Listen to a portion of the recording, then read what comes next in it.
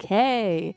Good day, wherever you are, what time it is, beautiful souls, beautiful Unity family.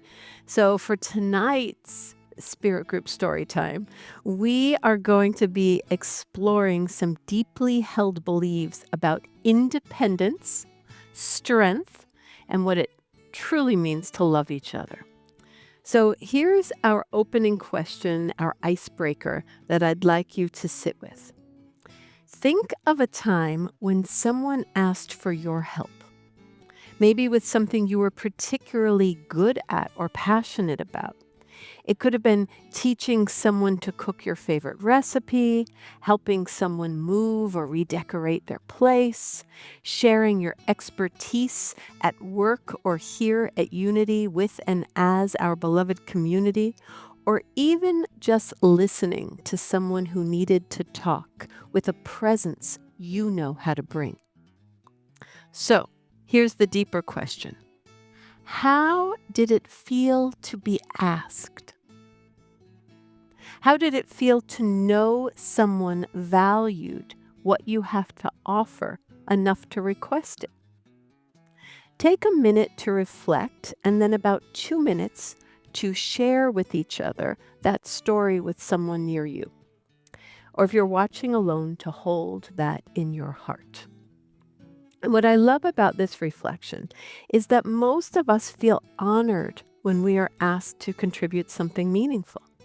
There's something beautiful that happens when someone says, I could really use your help, or you're so good at this. Would you share that gift with me? Or I need your presence, or even practical assistance at this time in my life.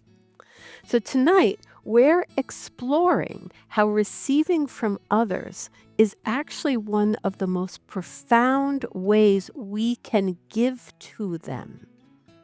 And how asking for help isn't a sign of weakness. It's a recognition of the interconnection that Unity teaches is at the heart of all life. So have fun with this reflective icebreaker, and I'll see you in a little bit.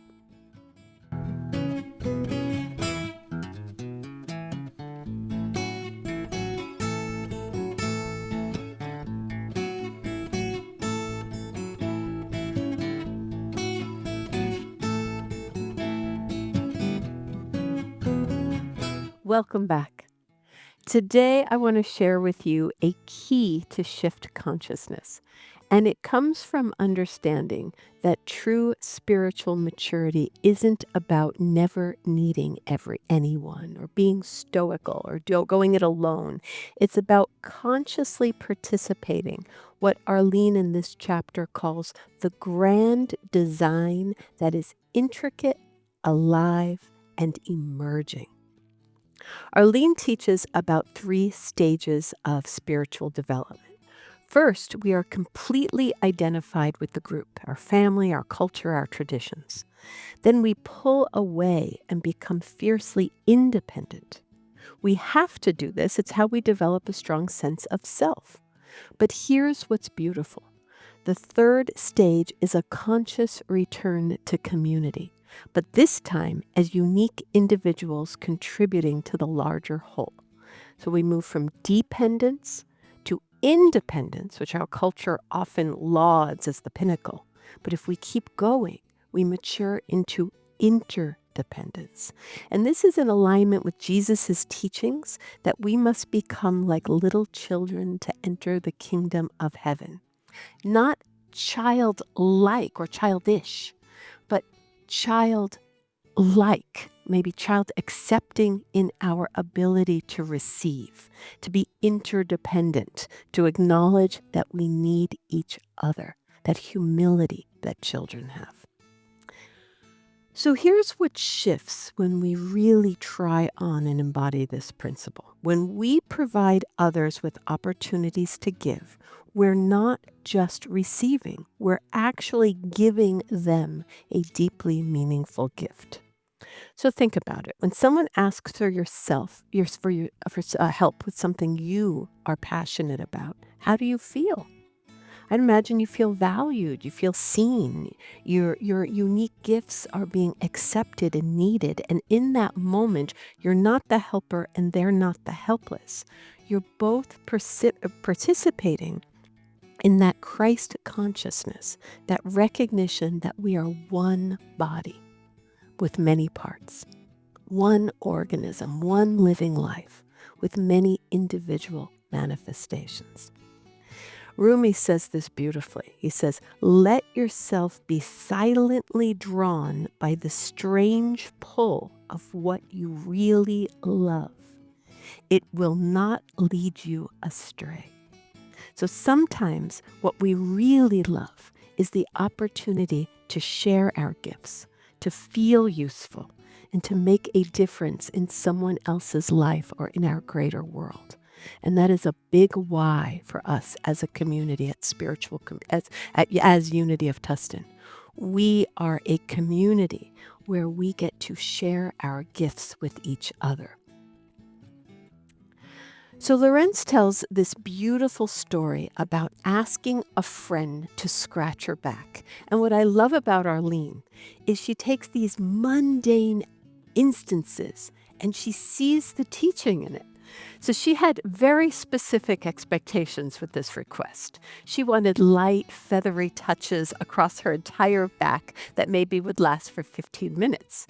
But instead, what she got was some heavy-handed scratching focused on just one spot. And her first response was disappointment because she had rigid expectations of what this back scratch should feel and look like. But here's what's meaningful.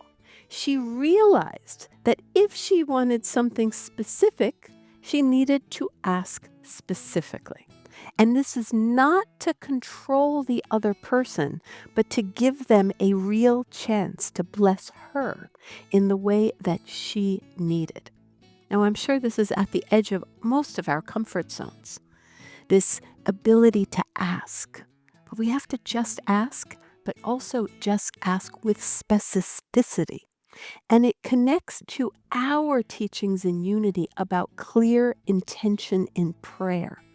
We do not demand that Spirit answers our prayers in a specific way, but we do get clear about what we are seeking. We don't have to create the good, but we have to put the intention and then accept what comes, knowing it is the highest good. So when we're too proud or too controlling to ask for help, we rob others of the joy of giving, and we keep ourselves small, and then we keep others small too. And if we're not careful, we can do that with God. So I like Arleen's story about investing money. She knew nothing about it and was too embarrassed to admit her ignorance. But finally, she reached out to a friend who is gifted in this area. And not only did her financial situation improve, she discovered that teaching her brought him joy. It validated his experience and gave him a new way to express love. And in Unity, we really recognize and encourage inviting and recognizing the divine in each person, because each of us has our unique spiritual gifts. And when we create the opportunities for others to express these gifts through individual asking or through what we do to run this beautiful community, we are participating in that divine plan. So in this chapter, Arleen makes a beautiful connection between asking others for help and prayer. Prayer, she says, is providing God with the opportunity to give to us. But just like human requests, we need to ask without rigid expectations about how the answers will come. So I think about her story of praying for her dying father. Instead of demanding that he recover, she asked for strength to handle whatever divinely unfolded. And this is what we do. We ask for the capacity to be in loving relationship with whatever is emerging in our lives. So as we take all of this teaching, let's put it into practice as we discuss this as a group. And here's what I'm curious about. Here's the invitation I want to leave you with for both personal reflection and conversation in your spirit group. Think about an area of your life where you tend to be the giver, where you're always the one helping, supporting, teaching, or caring for others.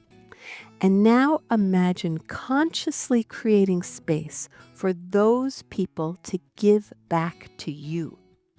What would you ask for? What gifts, talents, or perspectives do they have that you could genuinely benefit from receiving? And then here's the deeper question, part 2. What old story about strength, independence, or worthiness might you need to release in order to receive more fully from the people in your life? So take a moment with that, because here is what is coming forward as a wisdom for us all. When we create opportunities to give to us, we are not becoming dependent. We're becoming interdependent. We're maturing. We're acknowledging the truth that our unity teachings tell us, that we are one body with many parts, and every part has something essential to contribute to the whole. So before you go, I want you to keep in mind your willingness to receive, and this is a lesson for me as much as it is for you. It's a gift to the world. Every time we ask for help, we are giving someone a chance to feel valued, needed, appreciated, or maybe even the opportunity for them to say their sacred no. Every time we let someone teach us something, we're honoring their unique gifts. And this isn't a weakness, it isn't dependency, it is interdependent love in action. So as we become more comfortable in both giving and receiving, we create communities, this beloved community where everyone's gifts are valued, where no one has to carry everything alone, and where love flows freely from all directions. And that is the world we are building together, one request for help at a time. Love you all. God bless.